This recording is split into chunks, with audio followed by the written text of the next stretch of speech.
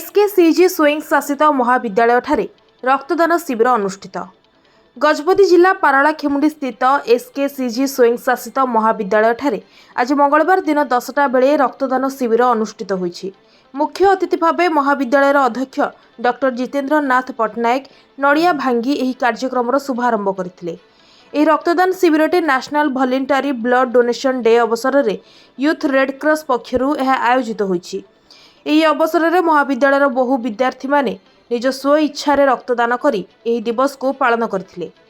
ଖବର ଲେଖିଲା ବେଳକୁ 20 ୟୁନିଟ୍ ରକ୍ତ ସଂଗ୍ରହ ହୋଇଥିବା ବେଳେ 60 ୟୁନିଟ୍ ରକ୍ତ ସଂଗ୍ରହ କରିବା ନେଇ ଧାର୍ଯ୍ୟ କରାଯାଇଥିବା ଆୟୋଜନକାରୀ ସୂଚନା ଦେଇଥିଲେ। ଏହି ଶିବିରରେ ଜିଲ୍ଲା ମୁଖ୍ୟ ଚିକିତ୍ସାଳୟ ରକ୍ତ ଭଣ୍ଡାରର ଶ୍ରୀ ଖଗେଶ୍ୱର ବେହେରାଙ୍କ ସହ ଅନ୍ୟ ସହଯୋଗୀମାନେ ଏହାର ପରିଚାଳନା କରିଥିଲେ।